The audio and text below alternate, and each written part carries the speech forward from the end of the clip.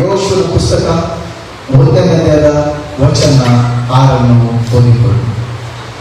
ನಿನ್ನನ್ನು ಕೈ ಬಿಡುವುದಿಲ್ಲ, ತೊರೆಯುವುದಿಲ್ಲ, ಸ್ಥಿರಚಿತ್ತನಾಗಿರು, ಧೈರ್ಯದಿಂದಿರು.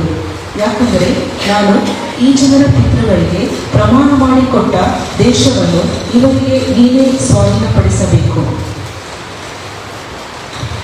6ನೇ ವಚನ ಇಂಗ್ಲಿಷ್ ಭಾಷಾಂತರದಲ್ಲಿ 5ನೇ ವಚನ ಕಡೆಯ ಭಾಗ, ನಿನ್ನನ್ನು ಕೈ ಬಿಡುವುದಿಲ್ಲ, ತೊರೆಯುವುದಿಲ್ಲ, ಸ್ಥಿರಚಿತ್ತನಾಗಿ. ಈ ಒಂದು ನಿನ್ನನ್ನು ಕೈ ಬಿಡುವುದಿಲ್ಲ. ಇವತ್ತಿನ ನನ್ನ ಸಂದೇಶ ಏನೆಂದರೆ, I will never leave you. ಇದು ಪ್ರಾಮಿಸ್, ಶ್ರೇಷ್ಠವಾದಂಥ ವಾಗ್ದಾನ. ಸತ್ಯವೇದ ಪಂಡಿತಗಳ ಪ್ರಕಾರ ಬೈಬಲ್ನಲ್ಲಿ 6,000ಕ್ಕಿಂತ ಹೆಚ್ಚು ವಾಗ್ದಾನಗಳನ್ನು ದೇವರು ನಮಗೆ ದಯಪಾಲಿಸಿದ್ದಾನೆ. ಆದರೆ ಎಲ್ಲ ವಾಗ್ದಾನಗಳು ನಮಗೆ ದೇವರು ಕೊಟ್ಟಿದ್ದಾನೆ ಮತ್ತು ಎಲ್ಲ ವಾಗ್ದಾನಗಳು ಹೌದು ಮತ್ತು ಆಮೇಲೆ ದೇವರು ಮಾಡಿದಂಥ ಶ್ರೇಷ್ಠವಾದ ವಾಗ್ದಾನಗಳು, ಆ ವಾಗ್ದಾನಕ್ಕೆ ನಮ್ಮ ದೇವರು ನಂಬಿಕೆಸ್ತನಾಗಿದ್ದಾನೆ. ನಾವು ಅಪನಂಬಿಕೆಸ್ತರಾದರೂ ಕೂಡ ಸತ್ಯವೇದ ಹೇಳ್ತದೆ ನಮ್ಮ ದೇವರಾತನು ನಂಬಿಕೆಸ್ತನಾಗಿದ್ದಾನೆ. ಅದರಲ್ಲಿ ಈ ಸಮಯದಲ್ಲಿ ನಾವು ಈ ಒಂದು ವಚನವನ್ನು ಧ್ಯಾನ ಮಾಡಿದ್ರೆ, ಯೋಶುವನಿಗೆ ದೇವರು ಕೊಟ್ಟಂತ ಪ್ರಾಮಿಸ್ ಏನಂತ ಹೇಳಿದ್ರೆ, I will never leave you not forsake you. ಯೇಸು ಸ್ವಾಮಿ ಪುನರ್ತನ ಹೊಂದಿ ಪರಲೋಕಕ್ಕೆ ಹೋಗುವಾಗ ಆತನ ಕೊಟ್ಟಂತ ಶ್ರೇಷ್ಠವಾದಂಥ ವಾಗ್ದಾನ. ಮತ್ತಾಯ ಬರೆದ ಸುವಾರ್ತೆ 28ನೇ ಅಧ್ಯಾಯದಲ್ಲಿ 20ನೇ ವಚನ, ನೋಡಿರಿ ನಾನು ಯುಗದ ಸಮಾಪ್ತಿಯವರೆಗೆ ಎಲ್ಲ ದಿವಸ ನಿಮ್ಮ ಸಂಗ ಇರುತ್ತೇನೆ. ಎಷ್ಟು ಶ್ರೇಷ್ಠವಾದಂಥ ವಾಗ್ದಾನ. ಎಷ್ಟೋ ಸಲ ನಾವು ಮರೆತು ಬಿಡ್ತೇವೆ, ಎಷ್ಟು ಸಲ ನಾವು ಈ ಒಂದು ಅನುಭವ ಇಲ್ಲದಾಗಿ ನಾವು ಜೀವಿಸಿದ್ದೇವೆ. ನಮ್ಮ ಸಂಗಡ ಕರ್ತನ ಇದ್ದಾನೆ. ಇಮ್ಯಾನ್ಯುಯಲ್, ದೇವರು ನಮ್ಮ ಸಂಗಡ ಇದ್ದಾನೆ. ಆತನು ಎಂದಿಗೂ ನಮ್ಮನ್ನು ಮರೆಯುವುದಿಲ್ಲ, ನಮ್ಮನ್ನು ತೊರೆಯುವುದಿಲ್ಲ, ನಮ್ಮನ್ನು ಕೈ ಬಿಡುವುದಿಲ್ಲ. ಆಲೋಚನೆ ಮಾಡಿ, ನಮ್ಮ ಜೊತೆಲಿರುವ ಯೇಸು, ನಮ್ಮ ಸಂಗಡ ಇರುವ ಯೇಸು, ನಮ್ಮೊಂದಿಗೆ ನಡೆಯುವಂಥ ಯೇಸು. ನಾವು ಒಂದು ವೇಳೆ ನಮ್ಮ ದೃಷ್ಟಿಯನ್ನು ಕೆಲವು ಸಂದರ್ಭದಲ್ಲಿ ಚಂದ್ರನನ್ನು ನೋಡುವಾಗ, ನಾವು ನಡೆಯುವಾಗ ನಮ್ಮೊಟ್ಟಿಗೆ ನಡೆಯದಂತ ಅನುಭವ ಆಗ್ತದೆ. ನಾವು ಓಡುವಾಗ ನಮ್ಮ ಜೊತೆಗೆ ಓಡಿದಂತ ಅನುಭವ ಆಗ್ತದೆ. ನಾವು ನಿಲ್ಲುವಾಗ ಚಂದ್ರನು ಕೂಡ ನಿಂತ ಒಂದು ಅನುಭವ ನಮಗೆ ಆಗ್ತದೆ. ಅದನ್ನೇ ನಾವು ಆಲೋಚಿಸುವಾಗ, ಆ ಚಂದ್ರನನ್ನು ಸೃಷ್ಟಿ ಮಾಡಿದಂಥ ದೇವರು ಇವತ್ತು ಈ ಲೋಕಕ್ಕೆ ಬಂದು ನಿನ್ನ ಕೈ ಹಿಡಿದು ಹೇಳ್ತಿದ್ದಾನೆ, ನಾನು ನಿನ್ನೊಂದಿಗೆ ಇದ್ದೇನೆ. ಎಲ್ಲಿವರೆಗೆ? ಯುಗದ ಸಮಾಪ್ತಿಯವರೆಗೆ ಎಲ್ಲ ದಿವಸ ನಾನು ನಿನ್ನ ಜೊತೆಗೆ ಇದ್ದೇನೆ. ಮುಪ್ಪಿನ ತನಕ ನಾನು ನಿನಗೆ ಏನಾಗಿದ್ದೇನೆ? ಆಧಾರವಾಗಿದ್ದೇನೆ. ನಿನ್ನ ಒತ್ತುಕೊಂಡು ನೆರೆ ಬಂದಾಗಲೂ ನಾನೇನು ಒತ್ತುಕೊಂಡು ನಾನೇನು ಮಾಡ್ತೇನೆ? ಹೋಗುತ್ತೇನೆ ಎಂಬುದಾಗಿ ಆತ ಹೇಳ್ತಿದ್ದಾನೆ. ಅನೇಕ ಸಂದರ್ಭಗಳು ನಮ್ಮ ಜೀವಿತದಲ್ಲಿ ಬರುವಾಗ ಅನೇಕರು ನಮ್ಮನ್ನು ಬಿಟ್ಟು ಹೋಗ್ಬೋದು. ನಾವು ಪ್ರೀತಿಸಿದವರು, ನಾವು ಟ್ರಸ್ಟ್ ಮಾಡಿದವರು, ನಮ್ಮ ಜೊತೆಗೆ ಅನೇಕ ನಮಗೆ ಭರವಸೆ ಕೊಟ್ಟವರು ಇರ್ಬೋದು, ವಾಗ್ದಾನ ಮಾಡಿದವರು ಇರ್ಬೋದು. ನಾವು ಅವ್ರನ್ನ ನಂಬಿ ನಾವು ಅವರ ಮೇಲೆ ಸಂಪೂರ್ಣ ಭರವಸೆ ಇಟ್ಟವರು ನಮ್ಮನ್ನು ಬಿಟ್ಟು ಹೋಗಿರ್ಬೋದು. ಅದರ ಒಂದು ಸಂಗತಿ ನಾವು ಯಾವತ್ತೂ ಜ್ಞಾಪನ ಮಾಡ್ಕೊಳ್ಬೇಕು. ಯಾರು ನಮ್ಮನ್ನು ಬಿಟ್ಟು ಹೋದರೂ ಕೂಡ, ಯಾರು ನಮ್ಮನ್ನು ತೊರೆದು ಹೋದರೂ ಕೂಡ ಕರ್ತನು ನಂಬಿಗಸ್ತನಾಗಿದ್ದಾನೆ. ಆತನ ಹೇಳಿದ್ದಾನೆ, ನಾನು ನಿನ್ನನ್ನು ಕೈ ಬಿಡುವುದಿಲ್ಲ. I will never leave you not forsake you. ಅನೇಕ ಸಂಗತಿಗಳನ್ನು ನಾನು ನಿಮ್ಮ ಮುಂದೆ, ಕೆಲವು ಸಂಗತಿಗಳು, ಪ್ರಾಮುಖ್ಯವಾದ ಸಂಗತಿಗಳನ್ನು ಈ ವಚನದಿಂದ ನಾನು ಮಾತಾಡಲಿಕ್ಕೆ ಬಯಸ್ತೇನೆ. ನಾನು ನಿನ್ನನ್ನು ಕೈ ಬಿಡುವುದಿಲ್ಲ ಎಂಬುದಾಗಿ ಯೇಸು ಹೇಳುವುದಾದರೆ, ಮೊದಲಿಗೆ ಯೆಶಾಯ ಪ್ರವಾದನ ಗ್ರಂಥ 54ನೇ ಅಧ್ಯಾಯದ 10ನೇ ವಚನ ಓದುವುದಾದ್ರೆ, ಐಸಾಯ ಚಾಪ್ಟರ್ 54 verse 10, ನಾನು ನಿನ್ನನ್ನು ಕೈ ಬಿಡುವುದಿಲ್ಲ. ಇದು ಆತನ ಪ್ರಾಮಿಸ್. ಬೆಟ್ಟಗಳು ಸ್ಥಳವನ್ನು ಬಿಟ್ಟು ಹೋದವು, ಗುಡ್ಡಗಳು ಕದಲೆಯವು, ಆದರೆ ನನ್ನ ಕೃಪೆಯು ನಿನ್ನನ್ನು ಬಿಟ್ಟು ಹೋಗದು. ಸಮಾಧಾನದ ನನ್ನ ಒಪ್ಪಂದವು ಕದಲದು ಎಂದು ನಿನ್ನನ್ನು ಕರುಣಿಸುವ ಸ್ವಲ್ಪ ನಿಮಗೆ ರಿಮೈಂಡ್ ಮಾಡ್ತೇನೆ. ಕಳೆದ ಸಲ ನಾನು 2 ಬಾರಿ ಈ ಪ್ರಾಮಿಸ್ ಅನ್ನು, ಮೋಶೆಗೆ ಕೊಟ್ಟ ಪ್ರಾಮಿಸ್ ನಾನು ಮಾತಾಡಿದೆ. ದೇವರು ಯೋಶುವನಿಗೆ ಸೇವೆಗೆ ಕರೆಯುವುದಕ್ಕಿಂತ ಮುಂಚೆ ಆತ ಹೇಳಿದ್ದಾನೆ, ಈ ವಾಗ್ದಾನ ಕೊಡುವಾಗ ನಾನು ನಿನ್ನನ್ನು ಕೈ ಬಿಡುವುದಿಲ್ಲ, ತೊರೆದು ಬಿಡುವುದಿಲ್ಲ, ಸ್ಥಿರಚಿತ್ತನಾಗಿರುವಾಗ ಧೈರ್ಯವಾಗಿರ್ತೇನೆ. ನೀನು ಧೈರ್ಯವಾಗಿ. ಯಾಕೆಂದ್ರೆ ಆತ ಹೇಳ್ತಿದ್ದಾನೆ, ನಾನು ಮೋಶೆ ಸಂಗಡ ಇದ್ದಾನೆ. ಯಾರ ಸಂಗಡ? ಮೋಶೆಯ ಸಂಗಡ ಇದ್ದಾಗೆ ನಾನು ನಿನ್ನ ಸಂಗಡ ಇದ್ದೇನೆ. ಮೋಶೆ ಸಂಗಡ ಹೇಗಿದ್ದೆ ಎಂಬುದಾಗಿ ನಾನು ಮಾತಾಡ್ತೇನೆ. ಬಹಳ ಸ್ಪಷ್ಟವಾಗಿ ನಮ್ಮ ದೇವರು ಮೋಶೆ ಸಂಗಡ ಹೇಗಿದ್ದ ಅದನ್ನು ಯೋಶುವನು ನೆನಪು ಮಾಡಿಕೊಂಡ. ಯೋಶುವನು ಅದನ್ನು ಜ್ಞಾನ ಮಾಡಿದ. ದೇವರು ಮೋಶೆ ಸಂಗಡ ಹೇಗಿದ್ದ ಸ್ವಲ್ಪ ಜಸ್ಟ್ ಹೇಳುವುದಾದ್ರೆ, ಮೋಶೆ ಹುಟ್ಟಿದ ಸಮಯದಿಂದಲೇ ದೇವರು ಅವನ ಸಂಗಡ ಇದ್ದ. ಮೋಶೆ ಹುಟ್ಟುವಂತ ಪರಿಸ್ಥಿತಿ ಇತ್ತು. ಆ ಕಾಲ ಎಂತ ಕಾಲುತ್ತಲೆಯ ದಿನಗಳು, ಅಂಧಕಾಲದ ಯಾರು ಕೂಡ ಸ್ತ್ರೀ ಮಗುವಿನ ಬಗ್ಗೆ ಆಲೋಚನೆ ಮಾಡದಂತ ಸಮಯ, ಮಗುವನ್ನು ಏರಿಕೆ ಮಾಡದಂತ ಸಮಯ.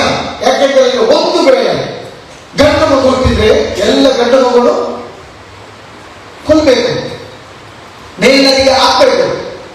ಎಲ್ಲ ಗಂಡು ಮಗು ಹುಟ್ಟಿದ್ರೆ ಯಾವ ಕೂಡ ಸ್ತ್ರೀ ಪುರುಷನು ಮಗುವಿನವರಿಗೆ ಆಲೋಚನೆ ಮಾಡಲಿಕ್ಕೆ ಸಾಧ್ಯವಿಲ್ಲದಂತ ಆ ಸಮಯದಲ್ಲಿ, ಆ ಕಾಲಘಟ್ಟದಲ್ಲಿ ಮೋಶೆ ಹುಟ್ಟಿದ, ಆ ಡೇಂಜರ್ ಸಮಯ. ಆದ್ರೆ ಮೋಶೆಯ ಪ್ರಾಣವನ್ನು ದೇವರು ಯಾವ ರೀತಿ ಕಾಪಾಡಿದ? ಮೋಶೆ ಸಂಗಡ ದೇವರು ಹೇಳಿದ ಯಾವ ರೀತಿಯಲ್ಲಿ ಆ ಆಪಿನ ಪೆಟ್ಟಿಗೆಲಿಟ್ಟು ನೀರಿನಲ್ಲಿ, ಆಳವಾದ ನೀರಿನಲ್ಲಿ ಎಷ್ಟು ಜಂತುಗಳಿದ್ದವು ಆ ನೀರಿನಲ್ಲಿ, ನದಿಯಲ್ಲಿ, ಕ್ರೊಕೊಡೆಯಲ್ಲಿ.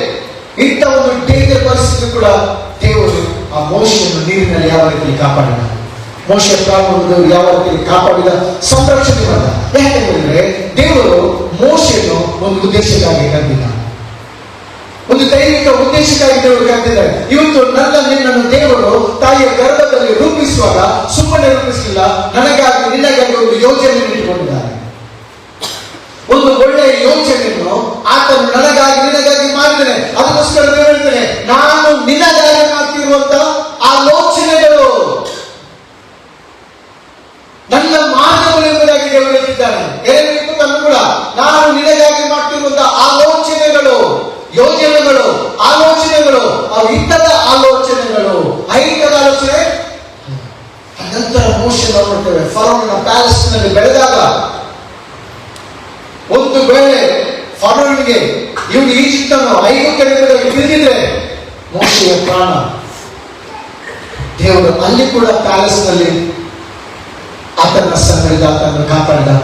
ಅದನ್ನು ಈಜಿಪ್ಟನ್ನು ಹೊಡೆದು ಆತನ ನೋಡ್ತೇವೆ, ಆತನಿಗೆ ಮರುಭೂಮಿಗೆ ಹೊಡೆದಾಗ ಕೂಡ ಅಲ್ಲಿ ಮರುಭೂಮಿಯಲ್ಲಿ ಕೂಡ ದೇವರು ಆತನ ಸಂಗಡ ಯಾವ ರೀತಿಯಲ್ಲಿ ಇದ್ದನು, ಯಾವ ರೀತಿಯಲ್ಲಿ ಆತನನ್ನು ಕಾಪಾಡಿ ತಿರುಗಿ ಆತನು ಈಜಿಪ್ಟಿಗೆ ಬರಮಾಡಿದ.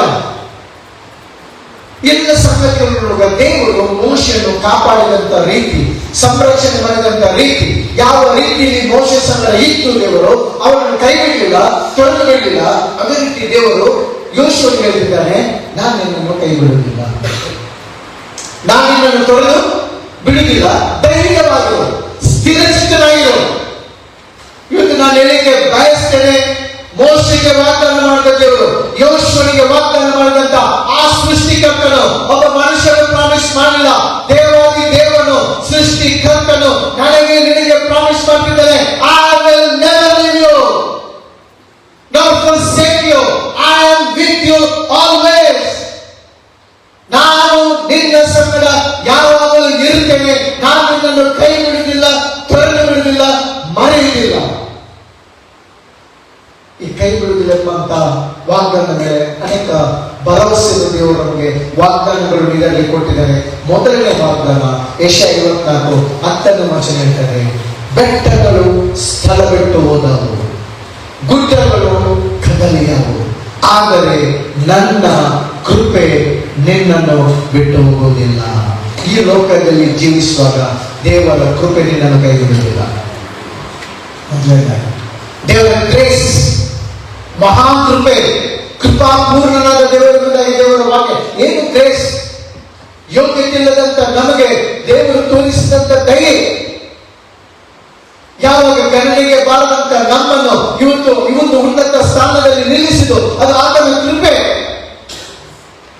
ಯಾವ ಸರ್ಟಿಫಿಕೇಟ್ ಇಲ್ಲದಂತ ನನ್ನನ್ನು, ನಿನ್ನನ್ನು, ಯೋಗ್ಯತೆ ಇಲ್ಲದಂತ ನನ್ನನ್ನು, ಗಣನೆಗೆ ಬಾರದಂತ ನನಗೆ ದೇವರು ತೋರಿಸಿದಂತ ಪ್ರೀತಿ, ದೇವರು ತೋರಿಸಿದ ಕರುಣೆ, ಆ ಕೃಪೆ ನಿನ್ನನ್ನು ಬಿಟ್ಟು ಹೋಗುವುದಿಲ್ಲ. ಎಂತ ಪರಿಸ್ಥಿತಿಗಳು ಬಂದರೂ ಕೂಡ, ಎಂತ ಪರಿಸ್ಥಿತಿಗಳು ನಿನಗೆ ಎದುರಾಗಿ ಬಂದರೂ ಕೂಡ ದೇವರಿಗೆ ಪ್ರಾಮಿಸ್ ಮಾಡ್ತಾರೆ, ನನ್ನ ಕೃಪೆ ನಿನ್ನನ್ನು ಬಿಟ್ಟು ಹೋಗುವುದಿಲ್ಲ. ಇದನ್ನು ಯೆರೆಮೀಯನು ರುಚಿಸಿದ, ಈ ದೇವರ ಕೃಪೆಯನ್ನು ಎಕ್ಸ್ಪೀರಿಯನ್ಸ್ ಮಾಡಿದಂತ ಯೆರೆಮೀಯನ ಪ್ರಾರಂಭ 3:24 ಇವತ್ತು ನಮ್ಮ ಬದುಕಿಗೆ ಉಳಿದಿರುತ್ತಾದ್ರೆ ದೇವರ ಕೃಪೆ, ದೇವರ ಕರುಣೆಯಾಗಿದೆ.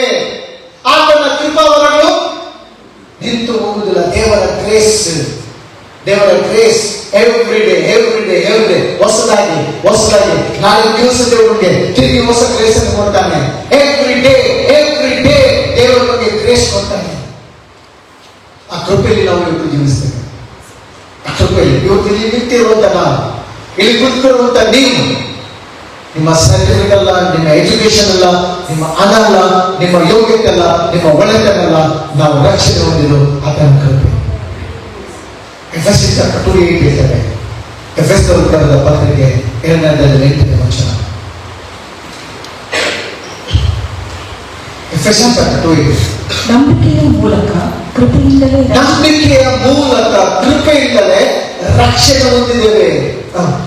ಆ ರಕ್ಷಣೆಯು ನಿಮ್ಮಿಂದ ಉಂಟಾದುದಲ್ಲ, ಅದು ದೇವರ ವರವೇ, ಅದು ಪುಣ್ಯ ಕ್ರಿಯೆಗಳಿಂದ ಉಂಟಾದುದಲ್ಲ. ಆದ್ದರಿಂದ ಹೊಗಳಿಕೊಳ್ಳುವುದಕ್ಕೆ ಯಾರಿಗೂ ಆಸ್ಪದ ಇಲ್ಲ. ಇವತ್ತು ದೇವಸ್ಥಾನರಾಗಿ ನಾನು ಇಲ್ಲಿ ನಿಂತುಕೊಂಡಿದ್ದಾರೆ, ಅದು ದೇವರ ಗ್ರೇಸ್.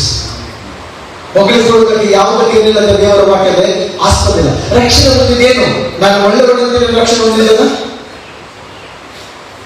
ನಾನು ಎವ್ರಿಡೇ ಪ್ರೇಯರ್ ಮಾಡ್ತಿದ್ದೇನೆ, ನಾನು ಒಳ್ಳೆ ಕೆಲಸ ಮಾಡ್ತೇನೆ, ಯಾರಿಗೂ ಅನ್ಯಾಯ ಮಾಡಲಿಲ್ಲ, ಎಲ್ಲರಿಗೂ ಒಳ್ಳೆದೇನೆ ಮಾಡಿರುವುದಕ್ಕೆ ಇಲ್ಲ. ಪಾಪ ಮಾಡಿ ದೇವರಿಂದ ದೂರ ಹೋದಂತ ನನ್ನನ್ನು ಆತ ನೆನಪು ಮಾಡಿಕೊಂಡ. ಗ್ರೇಸ್. ಮಗನು ಮನೆ ಬಿಟ್ಟು ಹೋದ, ಆಸ್ತಿಯನ್ನು ಪಾಲ್ಪಡಿಕೊಂಡ, ಮನೆ ಬಿಟ್ಟು ಹೋದ, ಕಠಿಣನಾಗಿ ಜೀವಿಸಿದ, ಎಲ್ಲವನ್ನು ಕಳೆದುಕೊಂಡ. ತಂದೆ ಮನೆಯಲ್ಲಿ ನೆನಪು ಮಾಡಿಕೊಂಡ. ಏನೆಲ್ಲ ಆತನು ನೆನಪು ಮಾಡಿಕೊಂಡ? ತಂದೆಯ ಒಳ್ಳೆತನವನ್ನು, ತಂದೆ ಪ್ರೀತಿಯನ್ನು, ಆ ತಂದೆಯ ಕೃಪೆಯನ್ನು ಆತ ಜ್ಞಾಪಕ ಮಾಡಿಕೊಂಡು ಹಿಂತಿರುಗಿ ಬಂದ. ಅವನು ಒಳ್ಳೆಯದನ್ನು ಮಾಡಲಿ ಎಂಬುದಾಗಿ ಅವನಿಗೆ ಮನೆ ಒಳಗೆ ಅವಕಾಶ ಸಿಗಲಿಲ್ಲ. ಅವನು ಪಟ್ಟಿಗಳಾಗಿ ಜೀವಿಸಿದ, ಕೆಸರಲ್ಲಿ ಜೀವಿಸಿದ, ಅಂದೆ ಒಟ್ಟಿಗೆ ಜೀವಿಸಿದ, ಅಂದೆ ಒಟ್ಟಿಗೆ ಮನೆಗೆ ಆತನು. ಆದರೂ ಕೂಡ ದೇವರು ಆತನಿಗೆ ಕೃಪೆಯನ್ನು ತೋರಿಸಿದ. ಇವತ್ತು ದೇವರ ವಾಕ್ಯ ಹೇಳ್ತದೆ, ನಮ್ಮ ಪುಣ್ಯ ಕ್ರಿಯೆಗಳಿಂದ ಉಂಟಾಗದಲ್ಲ, ಆದ್ದರಿಂದ ಯಾರಿಗೂ ಹೊಗಳಿಕೊಳ್ಳುವುದಕ್ಕೆ ಆಸ್ಪದವಿಲ್ಲ. ಯಾಕಂತ ಹೇಳಿದ್ರೆ ದೇವರೇ ನಮ್ಮನ್ನು ಹುಡುಕಿ ಲೋಕಕ್ಕೆ ಬಂದ. ಪರಲೋಕದ ದೇವರು, ಸೃಷ್ಟಿಕರ್ತನು, ದೂರ ಹೋದಂತ ನಮ್ಮನ್ನು, ಆದ್ದರಿಂದ ಅಗಲಿ ಹೋದಂತ ನಮ್ಮನ್ನು ತಿರುಗಿ ಮನೆಗೆ ತರಬೇಕಾದ್ರೆ, ಆ ಪರಲೋಕ ರಾಜ್ಯಕ್ಕೆ ತರಬೇಕಾದ್ರೆ ಆತನ ಮನುಷ್ಯನಾಗಿ ಲೋಕಕ್ಕೆ ಬಂದ. ಆತನನ್ನು ಬರೆದು ಮಾಡಿಕೊಂಡ. ದೇವರ ಗ್ರೇಸ್, ದೇವರ ಪ್ರೀತಿ, ತನ್ನ ಮಹಿಮೆಯನ್ನು ಬಿಟ್ಟು, ತನ್ನ ಸ್ಥಾನವನ್ನು ಬಿಟ್ಟು, ಸಿಂಹಾಸನ ಬಿಟ್ಟು, ಸಿಂಹಾಸನ ಇಳಿದು ತಗ್ಗಿಸಿಕೊಂಡು, ತನ್ನ ಮಹಿಮೆಯ ವಸ್ತ್ರ, ಬೆಳಕು ಆತನ ವಸ್ತ್ರ, ಮಹಿಮೆಯ ವಸ್ತ್ರ, ಆತನ ಎಲ್ಲವನ್ನು ಬಹಿರು ಮಾಡಿಕೊಂಡು ದಾಸನಾಗಿ ಈ ಲೋಕಕ್ಕೆ ಬಂದು ನನ್ನನ್ನು ನಿನ್ನನ್ನು ಹುಡುಕಿ ಬಂದು ನಮ್ಮನ್ನು ಆತನ ರಕ್ತದಿಂದ ತೊಳೆದು ಶುದ್ಧ ಮಾಡಿ, ಆತನ ರಕ್ತದಿಂದ ನಮ್ಮನ್ನು ಆತನು ಶುದ್ಧ ಮಾಡಿ ತಿರುಗಿ ನಮಗೆ ರಕ್ಷಣೆ ವಸ್ತ್ರ ಕೊಟ್ಟು ಆತ ನಮಗೆ ತನ್ನ ಮನೆಗೆ ದಾನ ಮಾಡಿದ. ಆದ್ದರಿಂದ ದೇವರ ವಾಕ್ಯ ಹೇಳ್ತದೆ, ಆತನ ಕೃಪೆ, ಆತನ ಗ್ರೇಸ್. ಎರಡನೇದಾಗಿ ಯೆಶಾಯ 54:10 ವಚನ ಹೇಳ್ತದೆ, ಆತನ ಸಮಾಧಾನದ ಒಪ್ಪಂದ ನಮ್ಮನ್ನು ಬಿಟ್ಟು ಅಗಲುವುದಿಲ್ಲ, ಸಮಾಧಾನ ಬಿಟ್ಟು ಹೋಗುವುದಿಲ್ಲ, ಸಮಾಧಾನ ನನ್ನ ಕೈ ಬಿಡುವುದಿಲ್ಲ. ಯೇಸುವಿನಲ್ಲಿ ನಾನು ನನ್ನ ಕೈ ಬಿಡುವುದಿಲ್ಲ, ಆತನ ಗ್ರೇಸ್ ನನ್ನ ಕೈ ಬಿಡುವುದಿಲ್ಲ. ಈ ವರ್ಷದ ನಂಬಿಕೆಯಿಂದ ದೇವರ ಕೃಪೆಯಲ್ಲಿ ಜೀವಿಸೋಣ. ಆತನ ಕೃಪೆ ನಮ್ಮನ್ನು ಬಿಟ್ಟು ಹೋಗುವುದಿಲ್ಲ. ಯೆಶಾಯ 54:10 ವಚನ ಹೇಳ್ತದೆ, ಬೆಟ್ಟಗಳು ಸ್ಥಳ ಬಿಟ್ಟು ಹೋಗುವುದು, ಗುಡ್ಡಗಳು ಕದಲಿಯು, ಆತನ ಕೃಪೆ ನಮ್ಮನ್ನು ಬಿಟ್ಟು ಹೋಗುವುದು. ಸಮಾಧಾನದ ನನ್ನ ಒಪ್ಪಂದ, ಇದು ಒಡಂಬಡಿಕೆ, ಆತನ ಒಡಂಬಡಿಕೆ, ಅದು ಶ್ರೇಷ್ಠವಾದಂತಹ ಒಡಂಬಡಿಕೆ. ಆತನ ಒಡಂಬಡಿಕೆ ನೆನಪು ಮಾಡಿಕೊಳ್ತಾನೆ. ಆತನ ಸಮಾಧಾನದ ಒಪ್ಪಂದವು ದೇವರ ವಾಕ್ಯ ಇರ್ತದೆ, ನಮ್ಮನ್ನು ಬಿಟ್ಟು ಹೋಗುವುದಿಲ್ಲ. ಅನೇಕ ಸಂದರ್ಭದಲ್ಲಿ, ಅನೇಕ ಪರಿಸ್ಥಿತಿಗಳಲ್ಲಿ ನಮ್ಮನ್ನು ಬಿಟ್ಟು ಹೋದ್ರೆ ಯಾರಾದರೂ ಕೂಡ ಆತ ನಮ್ಮ ಹೃದಯ ಕಠಿಣವಾಗುವಾಗ, ನಮ್ಮ ಬಗ್ಗೆ ಆರೋಪಗಳು ಬರುವಾಗ, ಕ್ರಿಟಿಸೈಸ್ ಮಾಡುವಾಗ, ನೋವಾಗುವಾಗ, ಆಘಾತ ಆಗುವಾಗ, ದುಃಖವನ್ನು ಆವರಿಸಿಕೊಳ್ಳುವಾಗ, ಹೃದಯ ಕಠಿಣವಾಗುವಾಗ ನಮಗೆ ಸಹಿಸಲಿಕ್ಕೆ ಅಸಾಧ್ಯ ಆಗ್ತದೆ. ಆದರೆ ದೇವರು ಹೇಳ್ತಿದ್ದಾನೆ, ನನ್ನ ಸಮಾಧಾನ ನಿಮಗೆ ಕೊಡ್ತೇನೆ. ನನ್ನ ಸಮಾಧಾನ ಯಾವ ವಿಷಯವಾಗಿ, ಯಾವ ಸಂಬಂಧವಾಗಿ ಚಿಂತೆ ಮಾಡದೆ ದೇವರ ಸನ್ನಿಧಿಗೆ ಹೋಗುವಾಗ, ಪ್ರಾರ್ಥನೆಯನ್ನು ವಿಜ್ಞಾಪನೆ ತಿಳಿಸುವಾಗ ದೇವರ ವಾಕ್ಯ ಹೇಳ್ತದೆ, ಕರ್ತನಿಂದ ಉಂಟಾದ ಸಮಾಧಾನವು ನಿಮ್ಮ ಹೃದಯಗಳಲ್ಲಿ ಬರುತ್ತದೆ. ಆಮೇಲೆ ದೇವರು ನಮ್ಮನ್ನು ಸಂತೈಸ್ತಾನೆ, ಬಲಪಡಿಸ್ತಾನೆ. ದೇವರು ನಮಗೆ ಸಮಾಧಾನ ಕೊಡ್ತಾನೆ. ಆತನ ಸಮಾಧಾನ ನಮಗೆ ಬಿಟ್ಟು ಹೋಗುವುದಿಲ್ಲ. ಇವತ್ತು ಲೋಕದಲ್ಲಿ ನಾವು ನೋಡ್ತೇವೆ, ಅನೇಕರು ಸಮಾಧಾನಕ್ಕಾಗಿ ಸಾಕಷ್ಟು ಪ್ರಯಾಸ ಪಡ್ತಾರೆ, ಸಮಾಧಾನವನ್ನು ಪಡೆದುಕೊಳ್ಳಲು ಆಗುವುದಿಲ್ಲ. ಯಾವ ಬೆಟ್ಟಕ್ಕೆ ಹೋದರೂ ಕೂಡ ಸಮಾಧಾನ ಸಿಗುವುದಿಲ್ಲ, ಐಶ್ವರ್ಯದಿಂದ ಸಮಾಧಾನ ಸಿಗುವುದಿಲ್ಲ. ಯೇಸು ಕ್ರಿಸ್ತನ ಸಮಾಧಾನ ಪ್ರಭುವಾಗಿದ್ದಾನೆ. ಆತನು ಸಮಾಧಾನದ ಪ್ರಭುವಾಗಿದ್ದಾನೆ. ಆತನಲ್ಲಿ ಮಾತ್ರ ನಮಗೆ ಸಮಾಧಾನ ಸಿಗ್ತದೆ. ಆದ್ದರಿಂದ ಬೆಟ್ಟಗಳು ಸ್ಥಳ ಬಿಟ್ಟು ಹೋಗ್ತವೆ, ಗುಡ್ಡಗಳು ಕದಲುತ್ತವೆ. ಆಲೋಚನೆ ಮಾಡಿ, ಸಾವಿರಾರು ವರ್ಷಗಳಿಂದ ಸ್ಥಿರವಾಗಿ ನಿಂತ ಬೆಟ್ಟಗಳನ್ನು ಆಲೋಚನೆ ಮಾಡಿರಿ, ಗುಡ್ಡಗಳನ್ನು ಆಲೋಚನೆ ಮಾಡಿರಿ. ಅದು ಅಲುಗಾಡುವುದಿಲ್ಲ, ಸ್ಥಿರವಾಗಿ ನಿಂತಿದೆ ಬೆಟ್ಟಗಳು. ಆದರೆ ಬೆಟ್ಟಗಳು ಒಂದು ವೇಳೆ ಸ್ಥಳ ಬಿಟ್ಟು ಹೋಗ್ತವೆ, ಗುಡ್ಡಗಳು ಹೋಗ್ತವೆ. ಸುನಾಮಿ ಬಂದರೆ, ಸಮುದ್ರದಲ್ಲಿ ಸುನಾಮಿ ಬಂದರೆ ಅದು ಬೆಟ್ಟಗಳು ಮುರಿದು ಹೋಗ್ತದೆ ಎಂಬುದಾಗಿ ವೇದವಾಕ್ಯ ಹೇಳ್ತದೆ. ಒಂದು ವೇಳೆ ನಾವು ಬೆಟ್ಟದಂತೆ ಗುಡ್ಡಗಳಿದ್ದಂತ ನಮ್ಮ ಭರವಸೆಯನ್ನು ನಾವು ಮನುಷ್ಯರನ್ನು ಇಟ್ಟಿರ್ಬೋದು. ನಿನ್ನ ಕಂಪನಿ ಮೇಲೆ ನಿನ್ನ ಭರವಸೆ ಇರ್ಬೋದು, ಬೆಟ್ಟದಾಗೆ, ಆ ಗುಡ್ಡದಾಗೆ. ಓ ನನ್ನ ಕಂಪನಿ ದೊಡ್ಡ ಕಂಪನಿ, ಪ್ರಪಂಚದಲ್ಲಿ ಒಳ್ಳೆ ಹೆಸರಿದ್ದಂತ ಕಂಪನಿ, ನನ್ನ ಸ್ಕೂಲ್ ದೊಡ್ಡ ಸ್ಕೂಲ್, ನನಗೆ ಭವಿಷ್ಯ ಕೊಡ್ತದೆ, ನನಗೆ ಊಟ ಕೊಡ್ತದೆ ಎಂಬುದಾಗಿ. ನನ್ನ ಸ್ನೇಹಿತರು, ನನ್ನ ಹಣ, ನನ್ನ ವಿದ್ಯಾಭ್ಯಾಸ ಎಲ್ಲವೂ ನಿನಗೆ ಬೆಟ್ಟದಾಗೆ ಕಾಣಬಹುದು, ಸ್ಥಿರವಾದಾಗೆ ಕಾಣಬಹುದು. ಆದರೆ ಒಂದು ದಿವಸ ಅದೆಲ್ಲ ಏನಾಗ್ತದೆ, ಶೇಕ್ ಆಗ್ತದೆ. ಅದೆಲ್ಲ ಒಂದು ದಿವಸಕ್ಕೆ ಸಲ ನಿಲ್ಲಿಸ್ಕೊಳ್ಬಹುದು. ನಾಳಿಂದ ನಿನ್ನ ಕೆಲಸಕ್ಕೆ ಬರಲಿಕ್ಕೆ ಇಲ್ಲ ಎಂಬುದಾಗಿ ಇವತ್ತಿನ ಪ್ರಪಂಚದಲ್ಲಿ ಆ ರೀತಿಯಲ್ಲಿ ನಾವು ಜೀವಿಸ್ತೇವೆ.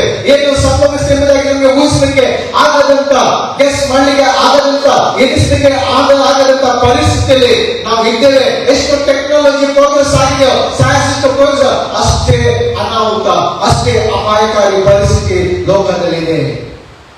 ಬೆಟ್ಟಗಳು, ಗುಡ್ಡಗಳು, ನಾವು ಭರಿಸಿಕೊಂಡ ಜನರು, ಅವರು ಅನಂತರಿರ್ಬೋದು, ಬೆಟ್ಟದಲ್ಲಿ ಇರ್ಬೋದು. ಅವರು ನನಗೆ ಇವರಿದ್ದಾರೆ, ನನಗೆ ಅವರಿದ್ದಾರೆ, ನನಗೆ ಜಾಬ್ ಇದೆ, ಆ ವೆಲ್ ಸೆಟಲ್ಡ್, ನನ್ನ ಫ್ಯಾಮಿಲಿ ಸೆಟಲ್ ಆಗಿದೆ ಎಂದು ಹೇಳ್ಬೋದು. ಪ್ರಿಯರೇ, ನಾನು ಹೇಳ್ತೇನೆ, ಇದೆಲ್ಲ ಒಂದು ದಿವಸ ಮುಂದೆ ಶೇಕ್ ಆಗ್ಬೋದು. ಆದರೆ ನಿನ್ನನ್ನು ಕರೆದಾತನು, ನಿನ್ನನ್ನು ಪ್ರೀತಿಸಿದಂತ ಯೇಸು ನಿನಗೆ ಸಮಾಧಾನ ಕೊಡ್ತಾನೆ, ನಿನ್ನನ್ನು ಪೋಷಿಸ್ತಾನೆ, ನಿನ್ನ ಸಂರಕ್ಷಣೆ ಮಾಡ್ತಾನೆ, ನಿನ್ನೊಂದಿಗೆ ಇರ್ತಾನೆ, ನಿನ್ನ ಕೈಗಾತ ನಿನ್ನನ್ನು ನಡೆಸ್ತಾನೆ. ಅದಕ್ಕೆ ದಾವೀದನು ಬಹಳ ಉಲ್ಲಾಸದಿಂದ, ಉತ್ಸಾಹದಿಂದ, ಚೈತನ್ಯದಿಂದ, ನಂಬಿಕೆಯಿಂದ ಘೋಷಿಸಿ ಆತನು ಕೀರ್ತನೆ 46:2 ಬರೆದನೆ, ಬೆಟ್ಟಗಳು ಮುಳುಗಿ ಹೋಗೇನು, ಗುಡ್ಡಗಳು ಸಮುದ್ರದಲ್ಲಿ ಬಿದ್ದೇನು, ನನಗೆ ಏನೋ ಭಯವಿಲ್ಲ.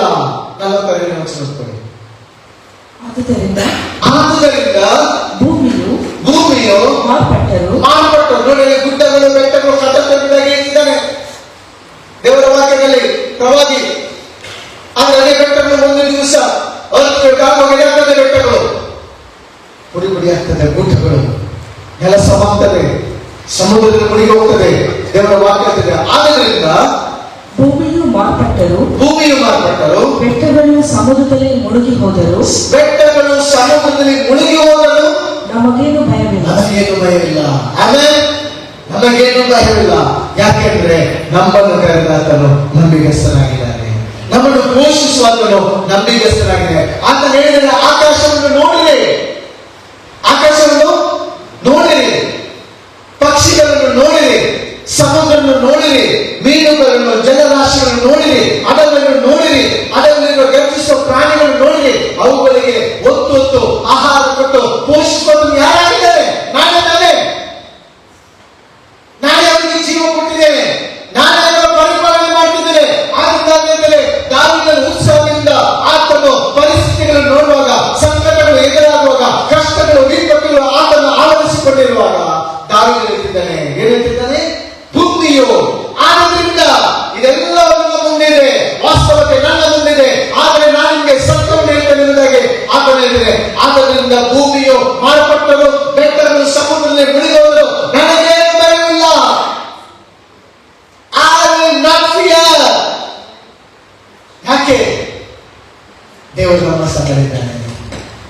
ದೇವರು ನಮ್ಮೊಟ್ಟಿಗೆ ಇದ್ದಾನೆ.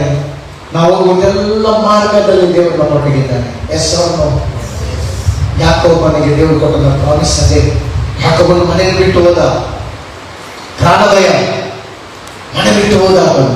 ಆದರೆ ದೇವರವನಿಗೆ ಏನು ಹೇಳಿದ? ಆದಿಕಾಂಡ 28:15 ವಚನ ಹೇಳ್ತಾರೆ.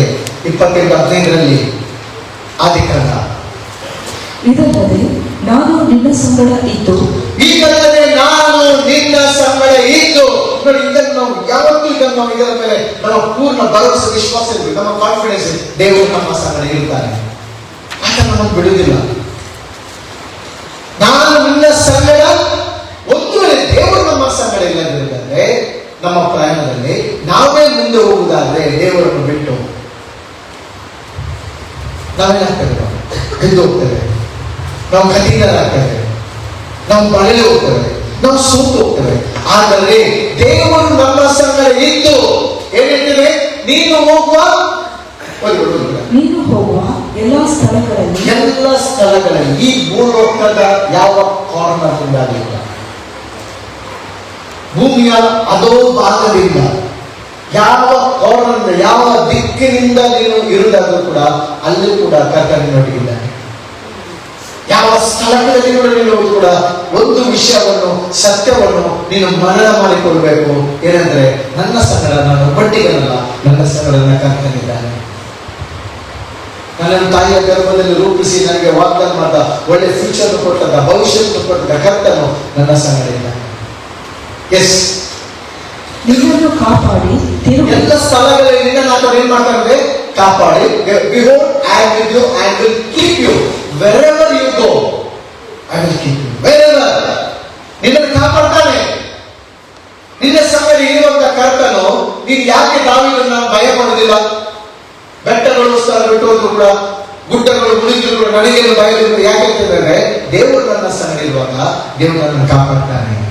ಆ ವಿಪತ್ತಿನಿಂದ, ಆ ಕೇಳಿನಿಂದ, ಅವಘಡದಿಂದ ದೇವರು ನನ್ನ ಸಮಯ ಬರದೆ ಸೈತಾನ ಟಚ್ ಮಾಡಲಿಕ್ಕೆ ಆಗುವುದಿಲ್ಲ. ಯೇಸುವಿಗೆ ನನ್ನ ಸಮಯ ಬಂತು, ಈಗ ನನ್ನ ಸಮಯ ಬಂದಿದೆ. ನಮ್ಮ ಸಮಯ ದೇವರು ನಮ್ಮನ್ನು ಕರೆಯುತ್ತಾರೆ. ನಮ್ಮ ದೇವರ ಒಂದು ಅಪಾಯಿಂಟೆಡ್ ಟೈಮ್ ಅವರಿಗೆ ಯಾವ ಶಕ್ತಿ ಕೂಡ ನಮ್ಮನ್ನು ಟಚ್ ಮಾಡಲಿಕ್ಕೆ ಸಾಧ್ಯವಿಲ್ಲ. ಇದು ಸತ್ಯ, ದೇವರ ವಾಕ್ಯದ ಸತ್ಯ.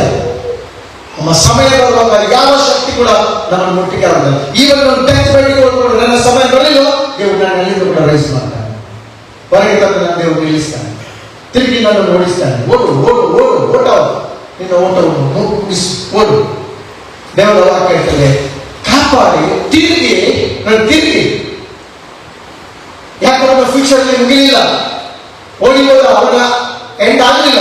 ದೇವರು ಹೇಳ್ತದೆ, ತಿರುಗಿ ನಾನು ನಿನ್ನನ್ನು ಏನ್ ಮಾಡ್ತೇನೆ? ಕರ್ಕೊಂಡು ಬರ್ತೇನೆ. ಎಲ್ಲಿಗೆ? ಈ ದೇಶಕ್ಕೆ ಬರಮಾಡುತ್ತೇನೆ.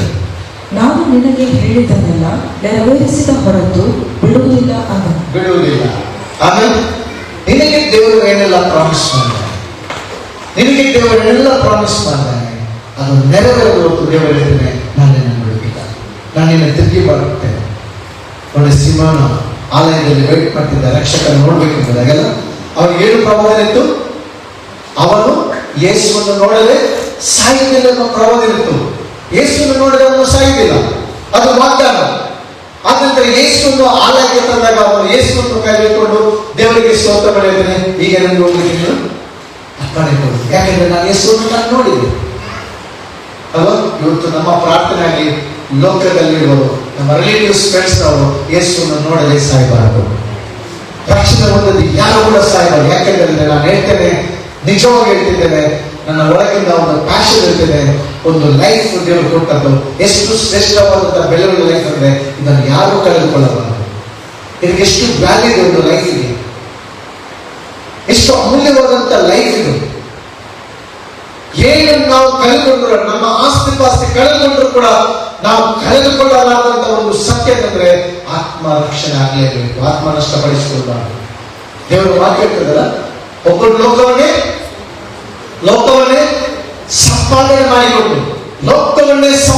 ಮಾಡಿಕೊಂಡು ನೋಡಿ, ಅಲೆಕ್ಸಾಂಡರ್ ಅವನು ಸಾಯುವಾಗ ಏನು ಡಾಕ್ಟರ್ ಹೇಳಿದ? ಯಾರು ಅವನ ಪೆಟ್ಟಿಗೆ ವಿಷಾದ ಪೆಟ್ಟಿಗೆ ನೋಡ್ಬೇಕು? ವೈದ್ಯರು, ಡಾಕ್ಟರ್ಸ್ ನಾವು. ಮತ್ತೆ ಒಂದು ಕೇಳು ಹೊರಗೆ ಹಾಕ್ಬೇಕು. ಯಾಕೆ ಹೇಳಿದ್ರೆ ನಾನು ಏನಿಲ್ಲದವನಾಗಿ ಬಂದಿದ್ದೇನೆ, ಏನಿಲ್ಲದವಾಗಿ ಹೋಗ್ತೇನೆ. ಮತ್ತೆ ನೋಡಿ ಯಾಕೆ ಅವನ ಶವ ಸಂಸ್ಕಾರವನ್ನು ಪೆಟ್ಟಿಗೆ ಹೊತ್ಕೊಂಡು ಹೋಗ್ಬೇಕೆಂದು ಹೇಳಿದ? ಎಲ್ಲ ವೈದ್ಯರಿಂದ ನನಗೆ ಪ್ರಾಣ ರಕ್ಷಿಸಲಿಕ್ಕೆ ಆಗಲಿಲ್ಲ. ಯಾವ ವೈದ್ಯರಿಂದ ಕೂಡ ನನಗೆ ಜೀವನ ಕೊಡ್ಲಿಕ್ಕೆ ಆಗಲಿಲ್ಲ. ಆದ್ದರಿಂದ ಒಂದು ಸತ್ಯ ಅಂದ್ರೆ ನಮ್ಮ ಗ್ರೇಟ್ ಫಿಸಿಷಿಯನ್ ಕರ್ತನಾದ ಯೇಸು ಕ್ರಿಸ್ತನು ಮಾತ್ರ. ಆತ ನಮಗೆ ಕೊಟ್ಟಂತ ಒಂದು ಲೈಫ್ ಲೋಕವನ್ನೇ ಸಂಪಾದನೆ ಮಾಡಿಕೊಂಡು ಆತ್ಮ ನಷ್ಟ ಪಡಿಸಿಕೊಂಡ್ರೆ ಏನು ಪ್ರಯೋಜನ? ಲೋಕವನ್ನೇ ಗೆದ್ದುಕೊಂಡು ಎಲ್ಲವನ್ನು ಗೆದ್ದುಕೊಂಡು ನಿತ್ಯ ಜೀವವನ್ನು ಕಳೆದುಕೊಳ್ಳುವುದಾದ್ರೆ ಅದಕ್ಕೆ ಯೇಸು ಕ್ರಿಸ್ತನ ಲೋಕಕ್ಕೆ ಬಂದಿದ್ದಾನೆ. ಅದಕ್ಕಾಗಿಯೇ ಬಂದಿದ್ದಾನೆ. ಈ ಒಂದು ರಕ್ಷಣೆಯನ್ನು ನಿತ್ಯ ಜೀವವನ್ನು ನಮಗೆ ಕೊಡೋದಕ್ಕಾಗಿ ಆತನು ಬಂದಿದ್ದಾನೆ.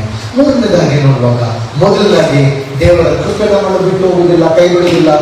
ದೇವರ ಸಮಾಧಾನವನ್ನು ಕೈ ಬಿಡುವುದಿಲ್ಲ. ಎಂತ ಪರಿಸ್ಥಿತಿ ಬಂದು ಕೂಡ ನೀನು ದುಃಖದಲ್ಲಿರುವಾಗ ನಾನು ಹೇಳ್ತೇನೆ, ನಿಮಗೆ ಜಸ್ಟ್ ಜೀಸಸ್ ಎಂಬುದಾಗಿ ಕರೆಯಿರಿ. ಇವತ್ತು ನಾವು ಹೇಳಿದಲ್ಲ, ಯೇಸು ಯೇಸು ಯೇಸು ನನಗೆ ಬಹಳ ಟಚ್ ಆಯಿತು. ರಕ್ಷಣೆ ಕೊಡುವ ನಾಮ ನಿನ್ನದು, ಸ್ವಸ್ಥಪಡಿಸುವ ನಾಮ ನಿನ್ನದು. ಯೇಸು ಯೇಸು ಯೇಸು ಕರೀರಿ. ಯೇಸುವನ್ನು ಕರೀರಿ. ನಿಮ್ಮ ಪರಿಸ್ಥಿತಿ ನಿಮಗೆ ಕೋಣೆಗೆ ಹೋಗಿ ಯೇಸು ಎಂಬುದಾಗಿ ಕರೀರಿ. ಬೇಗ ವಾಕ್ಯ ಹೇಳ್ತದೆ, ಆ ಸಮಾಧಾನ ನದಿಯಂತೆ ಹರಿದು ಬರ್ತಾರೆ. ಆಮೇಲೆ ಸಮಾಧಾನ ಹೃದಯದಲ್ಲಿ ಬರ್ತಾರೆ. ಕ್ರಿಸ್ತನಿಂದ ಉಂಟಾದ, ಬೇರೆ ಎಲ್ಲ ಯಾವ ಮೂಲದಿಂದ ಅಲ್ಲ, ಕ್ರಿಸ್ತನಿಂದ ಉಂಟಾದ ಸಮಾಧಾನ. ಅದಕ್ಕೋಸ್ಕರ ನಾವು ಒಬ್ಬೊಬ್ಬರು ಸಂತೈಸ್ತೇವೆ. ದುಃಖದ ಸಮಯದಲ್ಲಿ ಹೋಗಿ ಏನ್ ಸಂತೈಸ್ತೇವೆ? ಪ್ರಾರ್ಥನೆ ಮಾಡ್ತೇವೆ ನಾವು ನಿಮಗೋಸ್ಕರ.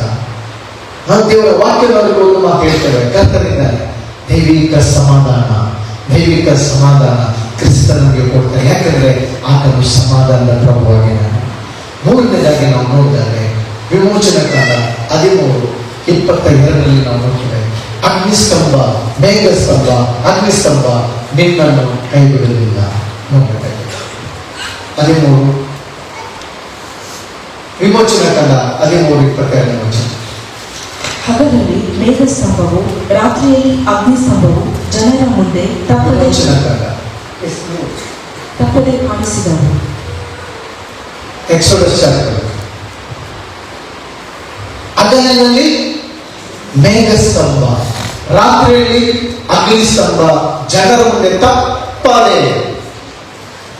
ಏನ್ ಹೇಳ್ತದೆ? Cloud by day or the pillar of fire by night from before the people. ದೇವರ ವಾಕ್ಯ ಹೇಳ್ತದೆ ಹಗಲಿನಲ್ಲಿ. ನೋಡಿ, ಅವರನ್ನು ಈಜಿಪ್ಟಿನಿಂದ ದೇವರು ಹೊರಗೆ ತಂದಾಗ, ಪ್ರಾಮಿಸ್ ಲ್ಯಾಂಡ್ಗೆ ಅವರು ನಡೆಸಿಕೊಂಡು ಹೋದಾಗ, ಪ್ರಾಮಿಸ್ ಲ್ಯಾಂಡ್ಗೆ ಕಾನಾನ್ ದೇಶಕ್ಕೆ ಅವರು ಹೋದಾಗ ಈಜಿಪ್ಟಿನಿಂದ ಹೊರಗೆ ಬಂದುತ್ತವೆ. ಆ ಜರ್ನಿ ಹೇಗಿತ್ತು? Is it journey? ಇಲ್ಲ.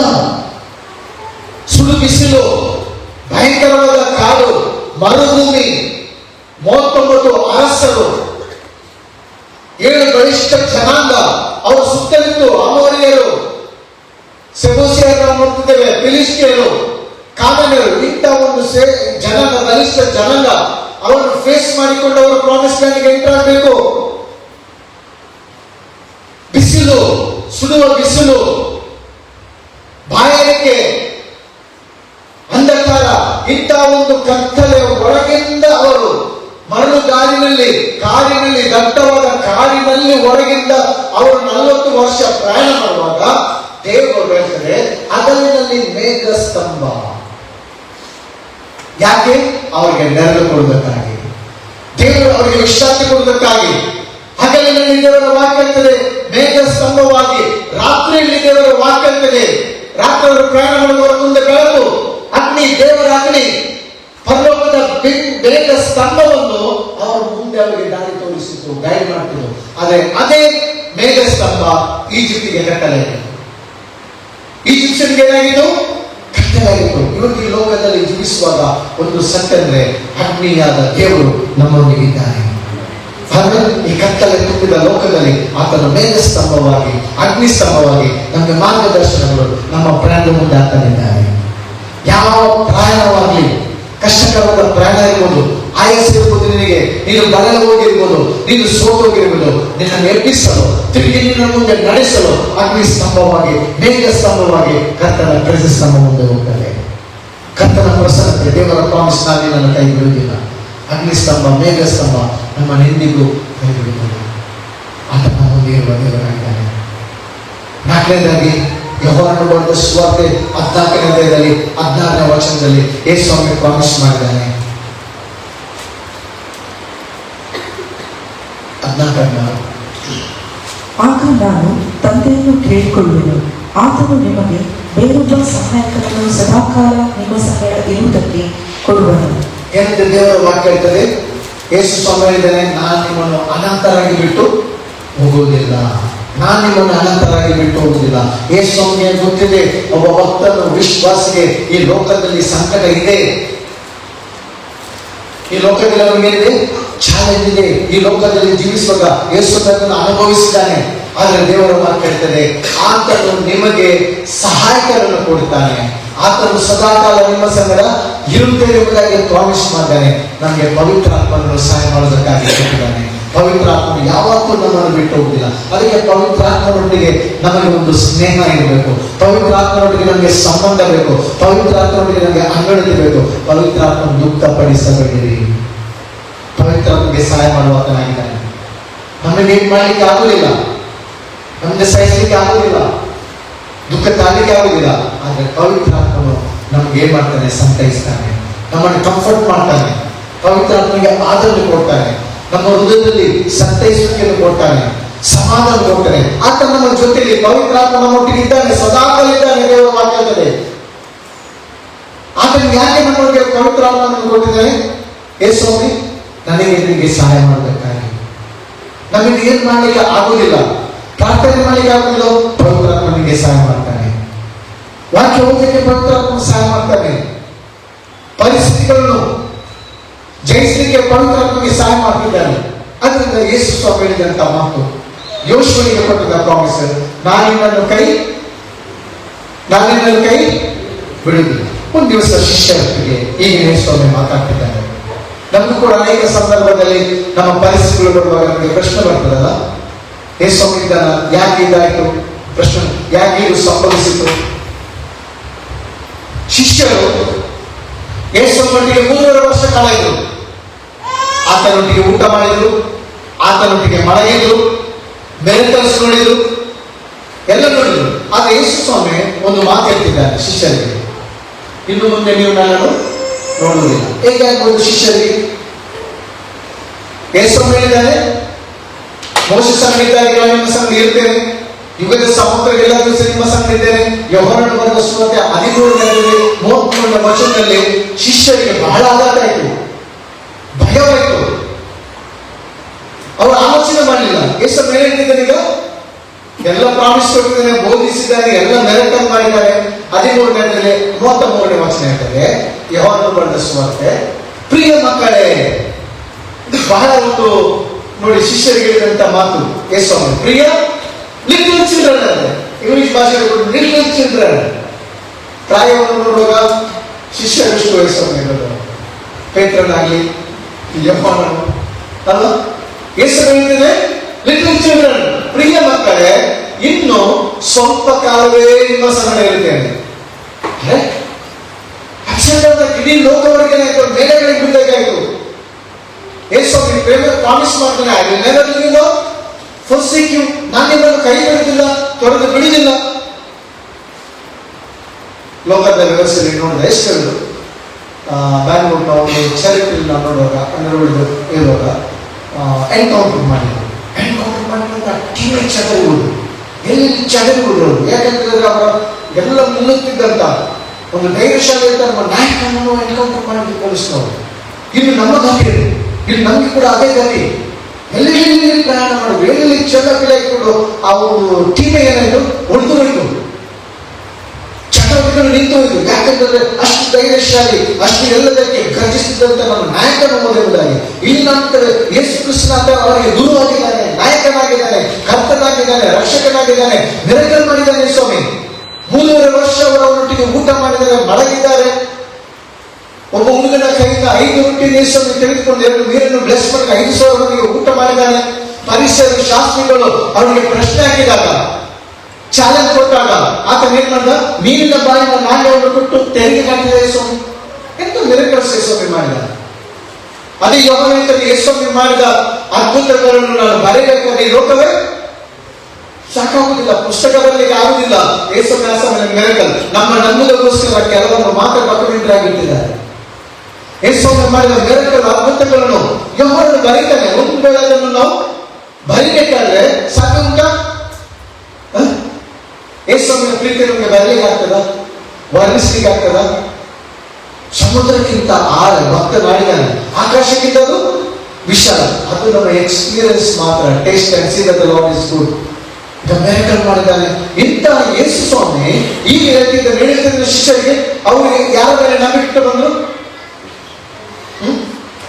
ದೊಡ್ಡ ಕಂಪನಿಯಲ್ಲಿ ನಂಬಿಟ್ಟು ಬಂದೆ, ಇನ್ನು ಮದುವೆ ಪ್ಲಾನ್ ಮಾಡುವ ಕೆಲಸ ಆಯ್ತಲ್ಲ, ಇನ್ನು ವೆಹಿಕಲ್ ತೆಕೊಳ್ಳೋ, ಒಂದು ಮನೆ ತೆಕೊಳ್ಳೋ. ಯಾಕಂದ್ರೆ ಕಂಪನಿ ದೊಡ್ಡ ಕಂಪನಿಯಲ್ಲಿ ಕೆಲಸ ಸಿಕ್ಕಿತ್ತು, ಅವ್ರು ಬರ್ಸಿದ್ರೆ ನೆಕ್ಸ್ಟ್ ಒಂದೇ ವರ್ಷದಲ್ಲಿ ಕಂಪನಿಯಲ್ಲಿ ಇದಕ್ಕೆ ಏನಾಗ್ತದೆ, ಕ್ಲೋಸ್ ಆಗ್ತದೆ ಹೇಳಿದ್ರೆ ಥಿಂಕ್ ಮಾಡಿ.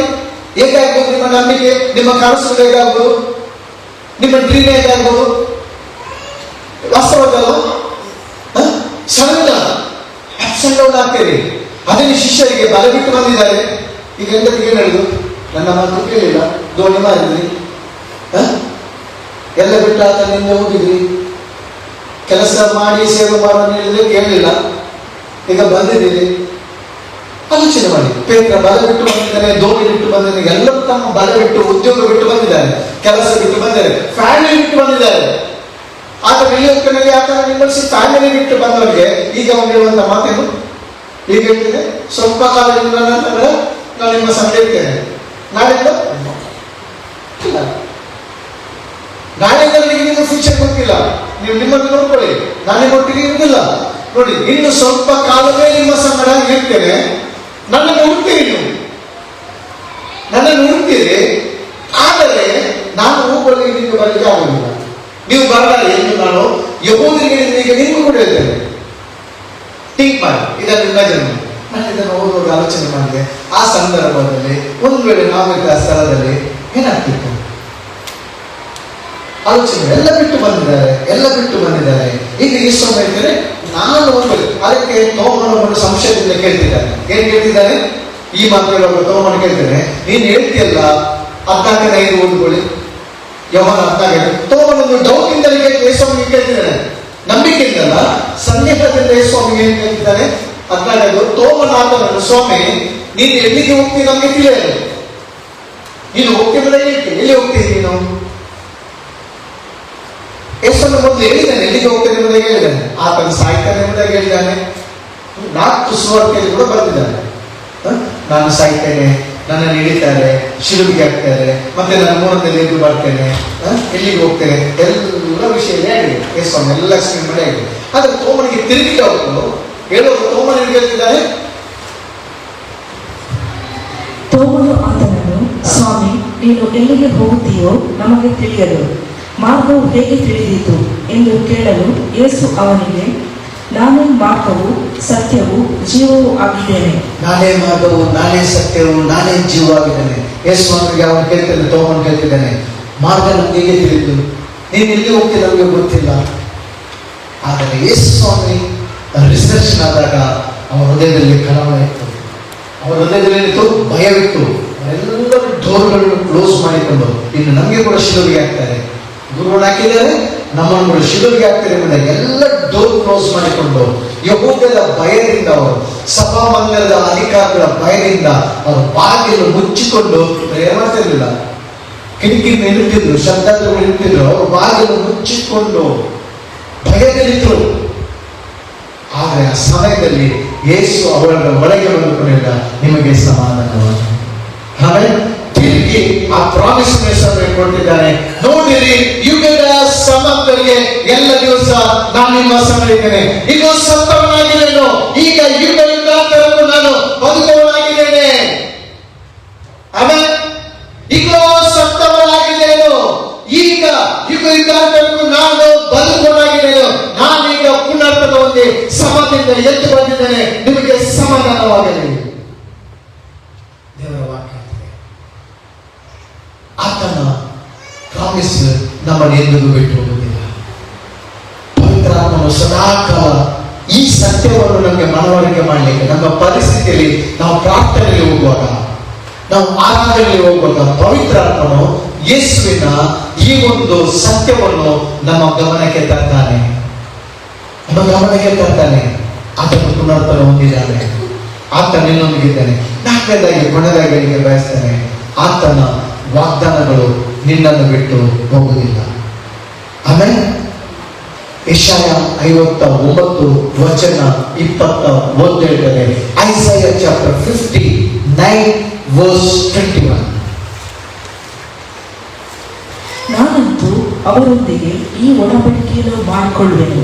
ನೋಡಿರಿ, ನಿಮ್ಮಲ್ಲಿ ಆವೇಶಿಸಿರುವ ನನ್ನ ಆತ್ಮವು ನಿಮ್ಮ ಬಾಯಿಗೆ ನಾನು ಕೊಟ್ಟಿರುವ ಮಾತುಗಳು ನಿಮ್ಮ ಬಾಯಿಂದಾಗಲಿ, ನಿಮ್ಮ ಸಂತತಿಯ ಬಾಯಿಂದಾಗಲಿ, ನಿಮ್ಮ ಸಂತತಿಯ ಸಂತಾನದ ಬಾಯಿಂದಾಗಲಿ ಇಂದಿನಿಂದ ಎಂದಿಗೂ ತೊಲಗುವುದಿಲ್ಲ ಎಂದು ಯೆಹೋವನು ಅನ್ನುತ್ತಾನೆ. ನೋಡಿ, ದೇವರ ವಾಕ್ಯ ಹೇಳ್ತದೆ, ಆತನ ಪ್ರಾಮಿಸ್, ಆತನ ಒಡಂಬಡಿಕೆ ನಮ್ಮನ್ನು ಕೈ ಬಿಡುವುದಿಲ್ಲ.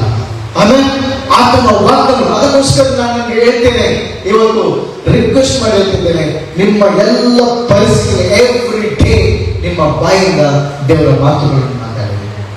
ನಿಮ್ಮ ಮಾತು ಬೇಡ, ನಿಮ್ಮ ಮಾತು ಅದು ಸ್ಟೇಬಲ್ ಅಲ್ಲ, ಚೇಂಜ್ ಆಗ್ತದೆ. ನಿಮ್ಮ ಅನಿಸಿಕೆ ಬೇಡ, ನಿಮ್ಮ ಇಮೋಷನ್ ಬೇಡ, ನಿಮ್ಮ ಫೀಲಿಂಗ್ಸ್ ಬೇಡ, ಬೈಬಲ್ ಸತ್ಯ. ಆಮೇಲೆ ಭೂಮಿ ಆಕಾಶ ಅಳಿದು ಹೋಗ್ತದೆ, ನನ್ನ ಮಾತು ಅಳಿದು ಹೋಗುವುದಿಲ್ಲ. For the word of God is living and powerful. ಇದು ನಿಮ್ಮ ಡೆಸ್ಟಿನಿಯನ್ನು ರೀಚ್ ಮಾಡುವಂತ ಮಾರ್ಗದರ್ಶನವಾಗಿದೆ. ದೇವರ ವಾಕ್ಯ ಹೇಳ್ತದೆ, ಆತನ ಒಡಂಬಡಿಕೆ ಮಾಡಿಕೊಂಡಿದ್ದಾನೆ, ಆತನು ಪ್ರಾಮಿಸ್ ಮಾಡಿದ್ದಾನೆ, ಆತನ ಎಲ್ಲ ವಾಗ್ದಾನಗಳು ಹೌದು ಮತ್ತು ಆಮೇಲೆ ಆಗಿವೆ. ನಿಮ್ಮಲ್ಲಿ ಆವೇಶ, ನನ್ನ ಆತ್ಮನ ಹೋಲಿ ಸ್ಪಿರಿಟ್ ನಿನ್ನೊಟ್ಟಿಗೆ ಇರುವಾಗ ನೀನು ನಂಬಿಕೆಯಿಂದ, ಆತ್ಮನ ಬಲದಿಂದ ನೀನು ಘೋಷಿಸು. ದೇವರ ವಾಗ್ದಾನಗಳನ್ನು ಮಾತಾಡು. ದೇವರ ವಾಕ್ಯ ಹೇಳ್ತದೆ, ನಿನ್ನಲ್ಲಿ ಆವೇಶಿಸಿರುವ, ನೋಡಿ, this is my covenant with them, my spirit who is upon you and my words which I have put in your mouth. ನಿನ್ನ ಬಾಯಿ, ನೋಡಿ, ದೇವರು ನಿನ್ನಲ್ಲಿ ಆವೇಶಿಸಿದ ಆತ್ಮವು ನಿನ್ನ ಬಾಯಿಗೆ ನಾನು ಕೊಟ್ಟಿರೋ ಮಾತುಗಳು. ನಮ್ಮ ಬಾಯಲ್ಲಿ ಮಾತು ಕೊಟ್ಟಿದೆ. ಎರಡನೇ ದೇವರು ನಿನ್ನ ಬಾಯಿಯಲ್ಲಿ ನನ್ನ ಮಾತು ಇಟ್ಟಿದ್ದೇನೆ ಎಂಬುದಾಗಿ ಹೇಳಿದ್ದಾರೆ. ಏನ್ ಮಾಡಲಿಕ್ಕೆ? ಕಟ್ಟುವುದಕ್ಕೆ ಹೇಳಿ, ಕಟ್ಟುವುದಕ್ಕೆ, ಡಿಸ್ಟ್ರಾಯ್ ಮಾಡಲಿಕ್ಕೆ. ಏನು ಸೈತನ ಪ್ಲಾನ್ ಇದೆ, ಏನು ಡಿಪ್ರೆಷನ್, ಆಂಗ್ಸೈಟಿ, ಏನು ಕಷ್ಟ, ಸಂಕಟ, ವೇದನೆಗಳು, ಕೆಟ್ಟ ಆಲೋಚನೆ, ಅದನ್ನು ಡಿಸ್ಟ್ರಾಯ್ ಮಾಡಿ ದೇವರ ಪ್ರಾಮಿಸ್ ಅನ್ನು ಮಾತಾಡಿ ನಿಮ್ಮ ಬಾಯಿಂದ. ಯಾಕೆಂದ್ರೆ ದೇವರ ವಾಕ್ಯ ಹೇಳ್ತದೆ, ದೇವರು ಹೇಳ್ತಿದ್ರೆ ನಿಮ್ಮ ಬಾಯಿಂದಾಗಲಿ, ನಿಮ್ಮ ಸಂತತಿಯ ಬಾಯಿಂದಾಗಲಿ ಎಂದಿಗೂ ತೊಳಗುವುದಿಲ್ಲ. ದೇವರು ನಮ್ಗೆ ಯಾಕೆ ಪ್ರಾಮಿಸ್ ಕೊಟ್ಟರೆ? ದೇವರ ವಾಕ್ಯದ ಮೂಲಕ ನಾವು ವೈರಿಯನ್ನು ಜಯಿಸ್ತೇವೆ. ದೇವರ ವಾಕ್ಯದ ಮೂಲಕ ಸೈತನ ಕಾರ್ಯಗಳನ್ನು ಲಯ ಮಾಡ್ತೇವೆ. ದೇವರ ವಾಕ್ಯದ ಮೂಲಕ ನಾವು ಫಲವನ್ನು ಹೊಂದುತ್ತೇವೆ. ದೇವರ ವಾಕ್ಯದ ಮೂಲಕ ಚೈತನ್ಯ. ಅದಕ್ಕೋಸ್ಕರ ದೇವರ ವಾಕ್ಯ ಇರ್ತದೆ, ನನ್ನ ಬಾಯಿಂದ ಹೊರಟ ಮಾತು. ಯೆಶಾಯ 55:11 ನನ್ನ ಬಾಯಿಂದ ಹೊರಟ ಮಾತು ನನ್ನ ಇಷ್ಟಾರ್ಥಗಳನ್ನು ನೆರವೇರಿಸುವ ಹೊರತು ಅದು ವ್ಯರ್ಥವಾಗಿ ಹಿಂದಿರುಗಿ. ದೇವರ ಮಾತು, ದೇವರ ಯೋಜನೆಯನ್ನು ಫುಲ್ಫಿಲ್ ಮಾಡಬೇಕಾಗಿ ದೇವರು ನನಗೆ ನಿನಗೆ ಮಾತನ್ನು ಕೊಡ್ತಾನೆ. ಯಾಕೆ ಸತ್ಯವನ್ನು ನಮಗೆ ಕೊಟ್ಟಿದ್ದಾನೆ? ಯಾಕೆ ದೇವರು ನಮಗೆ ದೇವರ ವಾಕ್ಯ ನಮ್ಮ ಬಾಯಲ್ಲಿ ಇಟ್ಟಿದ್ದಾನೆ? ಇವತ್ತು ನಾವು ಅನೇಕ ಬಾರಿ ಮಾಡ್ತಿರ್ತೇವೆ, ದೇವರ ವಾಕ್ಯ ಇಷ್ಟು ಶ್ರೇಷ್ಠವಾದಂತಹ ವಾಕ್ಯ, ನಮ್ಮ ಸಂಪತ್ತು, ನಮ್ಮ ಟ್ರೆಜರ್ ದೇವರಿಗೆ ಕೊಟ್ಟಿದ್ದಾನೆ. ಈ ವಾಕ್ಯದಲ್ಲಿ ನಮಗೆ ದೇವರು ಜಯವನ್ನು ಕೊಟ್ಟಿದ್ದಾನೆ. ನಾವು ವಾಕ್ಯವನ್ನು ಮಾತಾಡುವಾಗ ದೇವರು ನಮಗೆ ಜಯದ ಜೀವನ ಜೀವಿಸಕ್ಕಾಗಿ, ವೈದ್ಯ ಬಾಲನ್ನು ಮುರಿಲಕ್ಕಾಗಿ, ಸೈತನ ಕಾರ್ಯವನ್ನು ಲಯ ಮಾಡೋದಕ್ಕಾಗಿ ದೇವರು ನಮಗೆ ಪ್ರಾಮಿಸ್ ಕೊಟ್ಟಿದ್ದಾನೆ. ಏನ್ ಪ್ರಾಮಿಸ್ ಕೊಟ್ಟಿದ್ದಾನೆ? ಮಾತಾಡಿ. ಯೆಶಾಯ 54 ದೇವರ ವಾಕ್ಯ ಇರ್ತದೆ, ನಿನ್ನ ವಿರುದ್ಧ ಕಲ್ಪಿಸುವ ಸೈತನನ್ನು ಯಾವ ದಾರಿಯನ್ನು ಜಯಿಸುವುದಿಲ್ಲ. ನಿನಗೆ ಅವಮಾನ ಇಲ್ಲ, ನಾಚಿಗಿಲ್ಲ, ಹೆದರಿಕಿಲ್ಲ ಎಂಬುದಾಗಿ ದೇವರ ವಾಕ್ಯ ಇರ್ತದೆ. ನನಗೆ ಹೇಳಿ ಅವಮಾನ ಇಲ್ಲ, ನನಗೆ ನಾಚಿಗಿಲ್ಲ, ನನಗೆ ಹೆದರಿಕಿಲ್ಲ. ಯಾಕೆಂದ್ರೆ ಯೇಸು ನನ್ನನ್ನು ಕಾಪಾಡುವ ಗುರಾಣಿಯಾಗಿದ್ದಾನೆ, ನನಗೆ ಗೌರವಕ್ಕೆ ಆತನ ಆಧಾರವಾಗಿದ್ದಾನೆ, ನನ್ನ ತಲೆ ನೆತ್ತುವಂತೆ ಮಾಡುವ ದೇವರಾಗಿದ್ದಾನೆ. ಆಯ್ಕೆ ನಿಮ್ಮದು. ದೇವರ ಕಾರಣ ನಿಮ್ಮ ಬಾಯಿಂದ ನೀವು ಏನು ಮಾತಾಡಬಹುದು. ಏಕೆಂದ್ರೆ ದೇವರ ವಾಕ್ಯ ಜೀವ ಮತ್ತು ಮರಣ ನಾಳೆಗೆ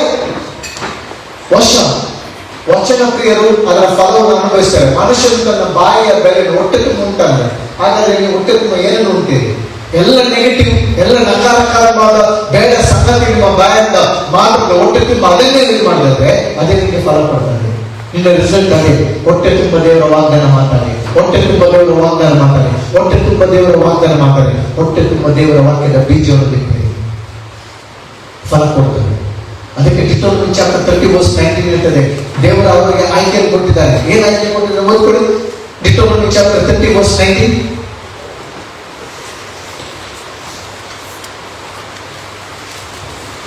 ನಾನು ಜೀವ ಮರಣಗಳನ್ನು, ಆಶೀರ್ವಾದ ಶಾಪಗಳನ್ನು ಈಗ ನಿಮ್ಮ ಮುಂದೆ ಇಟ್ಟಿದ್ದೇನೆ. ಇದಕ್ಕೆ ಭೂಮ್ಯಾಕಾಶಗಳು ಸಾಕ್ಷಿಗಳಾಗಿರಲಿ. ಆದ್ದರಿಂದ ನೀವು ನಿಮ್ಮ ಸಂತತಿಯವರು ಬದುಕಿಕೊಳ್ಳುವಂತೆ ಜೀವವನ್ನೇ ಆದುಕೊಂಡು ಆರಿಸಿಕೊಳ್ಳಿ. ದೇವರ ವಾಕ್ಯ ಹೇಳ್ತದೆ, ಲೈಫ್ ಇದೆ, ಡೆತ್ ಇದೆ, ಜೀವವಿದೆ, ಮರಣವಿದೆ, ಆಶೀರ್ವಾದವಿದೆ, ಶಾಪ ಇದೆ. ಯಾರು ಚೂಸ್ ಮಾಡಬೇಕು? ಯಾರು ಆಯ್ಕೆ ಮಾಡಿಕೊಳ್ಬೇಕು? ಏನೇನು ತೋಟದಲ್ಲಿ ದೇವರಿಗೆ ಆಪ್ಷನ್ ಕೊಟ್ಟಿದ್ದಾನೆ, ಆರಿಸಿಕೆ ಕೊಟ್ಟಿದ್ದಾನೆ. Tree of life, tree of knowledge, ಜೀವ ವೃಕ್ಷ ಮತ್ತು ಒಳ್ಳೆತನ ಕೆಟ್ಟದನ್ನು ಅರಿವನ್ನು ಕೊಡುವ ಮರ. ದೇವರು ಹೇಳಿದ, ನೀವು ಜೀವವನ್ನು ಆರಿಸಿಕೊಳ್ಳಿ. ಇಲ್ಲಿ ಕೂಡ ದೇವರು ಹೇಳ್ತಾರೆ, ನೀವು ಜೀವವನ್ನು ಆರಿಸಿಕೊಳ್ಳಿರಿ. ಡೆತ್ ನಿಮಗೆ ಬೇಡ, ಮರಣ ನಿಮಗೆ ಬೇಡ, ಶಾಪ ನಿಮಗೆ ಬೇಡ. ಜೀವ ಮತ್ತು ಮರಣ, ಲೈಫ್ ಮತ್ತು ಡೆತ್ ಇದೆ, ಆಶೀರ್ವಾದವಿದೆ, ಶಾಪವಿದೆ. ಯಾವುದನ್ನು ಆರಿಸಿಕೊಳ್ತೇವೆ? ದೇವರಲ್ಲಿ ಈ ಮಾತನ್ನು ತಿನ್ಬೇಡಿರಿ. ಟ್ರೀ ಆಫ್ ನಾಲೆಜ್ ಇದು ನಿಮ್ಗೆ ಏನ್ ಕೊಡ್ತದೆ? ನೀವು ತಿಂದ್ರೆ ಸಾಯ್ತಿ. ಸೈತನ ಸುಳ್ಳು ಹೇಳಿದ. ಸೈತನ ಏನ್ ಹೇಳಿದ? ನೀವು ತಿಂದ್ರೆ ನಿಮ್ಮ ಕಣ್ಣು ಓಪನ್ ಆಗ್ತದೆ. ಓಪನ್ ಆಯ್ತಾ? ನೀವು ತಂದ್ರೆ ನೀವು ಕೂಡ ದೇವರನ್ನ ಆಗ್ತೀರಿ. ಸೈತನ ವಂಚಿಸಿದ.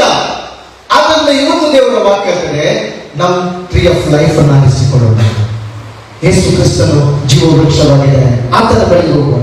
ಆತನ ಸ್ವರಗಳು, ನನ್ನ ಕುರಿಗಳು ನನ್ನ ಸ್ವರಕ್ಕೆ ಕಿವಿ ಕೊಡ್ತವೆ, ಅವು ಎಂದಿಗೂ ನಾಶವಾಗಿ ಹೋಗಿಲ್ಲ. ಸೈತನ ಮೋಸಕ್ಕೆ ಒಳಗಾಗಬೇಡಿರಿ, ಸೈತನ ತಂತ್ರಕ್ಕೆ, ಆತನ ವಂಚನೆಗೆ ಒಳಗಾಗಬೇಡಿರಿ. ದೇವರ ಸೈತನ ನಿಮ್ಮನ್ನು ಮೋಸ ಮಾಡ್ತಾನೆ. ನಿಮ್ಮ ಬಾಯಲ್ಲಿ ದೇವರು ಏನಿಟ್ಟಿದ್ದಾರೆ ಅಂದ್ರೆ, ನಿಮ್ಮ ಆತ್ಮನ ಮೂಲಕ ನಿಮ್ಮ ಬಾಯಲ್ಲಿ ದೇವರು ಏನು ಕೊಟ್ಟಿದ್ದಾರೆ? ಆತನ ಪ್ರಾಮಿಸ್ ಅನ್ನು ಇಟ್ಟಿದ್ದಾರೆ, ಆತನ ವಾಗ್ದಾನ ಇಟ್ಟಿದ್ದಾನೆ, ಆತನ ವಾಕ್ಯವನ್ನು ಇಟ್ಟಿದ್ದಾನೆ. ಅದನ್ನು ಮಾತಾಡಿರಿ. ಎಷ್ಟೋ ಸಲ ನಾವು ನೋಡ್ತೇವೆ, ಜೀವ ಮತ್ತು ಮರಣ, ಶಾಪ ಮತ್ತು ಆಶೀರ್ವಾದ ದೇವರು ನಮ್ಮ ಮುಂದೆ ಇಟ್ಟಿದ್ದಾರೆ. ಯಾವುದು ನಮಗೆ ಬೇಕು? ಯಾವುದನ್ನು ಆರಿಸಿಕೊಳ್ತೇವೆ? ಜ್ಞಾನ ತಗೊಂಡಿಕೊಂಡು ಸ್ಪಷ್ಟವಾಗಿ ಹೇಳ್ತಿದೆ, ಜೀವ ಮತ್ತು ಮರಣ ನಾಲಿಗೆ ವಶದಲ್ಲಿದೆ. ನಿನ್ನ ನಾಲಿಗೆಯಲ್ಲಿ ನೀನು ಮರಣವನ್ನೇ ಮಾತಾಡಬಾರ್ದು. ನಿನ್ನ ನಾಲಿಗೆಯಿಂದ ನೀನು ಬೇಡದೇನೆ ಮಾತಾಡಬಾರ್ದು. ನಿನ್ನ ಕುಟುಂಬದಲ್ಲಿ ರಿಸಲ್ಟ್ ಏನ್ ಬರ್ತದೆ? ಆದ್ರೆ ಇವತ್ತು ದೇವರು ನಮಗೆ ಪ್ರಾಮಿಸ್ ಮಾಡ್ತಿದ್ದಾನೆ, ನಾನು ನಿನ್ನ ಕೈ ಬಿಡುವುದಿಲ್ಲ, ನಾನು ನಿನ್ನ ತೊಟ್ಟು. ಆತನ ಪ್ರಾಮಿಸ್ ನಮ್ಮ ಕೈ ಬಿಡುವುದಿಲ್ಲ. ಯಾವ ಸಂದರ್ಭದಲ್ಲಿ ಕೂಡ, ಯಾವ ಪರಿಸ್ಥಿತಿ ಚೇಂಜ್ ಆದ್ರೂ ಕೂಡ, ಯಾವ ವ್ಯಕ್ತಿಗಳು ಚೇಂಜ್ ಆದ್ರೂ ಕೂಡ, ಯೇಸುವೆ ಬದಲಾಗದ ದೇವರಾಗಿದ್ದಾನೆ. ಆತನಿಗೆ ಪ್ರಾಮಿಸ್ ಕೊಟ್ಟಿದ್ದಾನೆ. ಇದನ್ನು ಘೋಷಿಸಿರಿ, ಇದನ್ನು ಮಾತಾಡಿರಿ. ಏನೇ ಪರಿಸ್ಥಿತಿ ಬರಲಿ, ದೇವರ ವಾಕ್ಯದ ಮೇಲೆ ನಿಂತ್ಕೊಳ್ಳಿ, ದೇವರ ವಾಗ್ದಾನದಲ್ಲಿ ನಿಂತ್ಕೊಳ್ಳಿ. ನೀವು ಉನ್ನತವಾದ ಆಶೀರ್ವಾದವನ್ನು ಹೊಂದಿಕೊಳ್ಳಿರಿ. ನಿಮ್ಮ ಜೀವಿತದಲ್ಲಿ ಸಕ್ಸಸ್ ನೀವು ನೋಡ್ತೀರಿ, ನಿಮ್ಮ ಜೀವಿತದಲ್ಲಿ ಜಯದ ಜೀವಿತವನ್ನು ನೋಡ್ತೀರಿ, ನಿಮ್ಮ ಜೀವಿತದಲ್ಲಿ ದೈವಿಕ ಸಮಾಧಾನವನ್ನು ನೀವು ಅನುಭವಿಸ್ತೀರಿ. ಯಾಕೆ? ಇದು ಸತ್ಯ, ಇದು ದೇವರ ವಾಗ್ದಾನ. ಎವ್ರಿ ಡೇ ದೇವರ ವಾಗ್ದಾನವನ್ನು ನಮಗೆ ಘೋಷಿಸಿ, ದೇವರ ವಾಗ್ದಾನವನ್ನು ಮಾತಾಡಿ. ದೇವರನ್ನು ಆಶ್ರಯಿಸಿ. ಪ್ರಾರ್ಥನೆ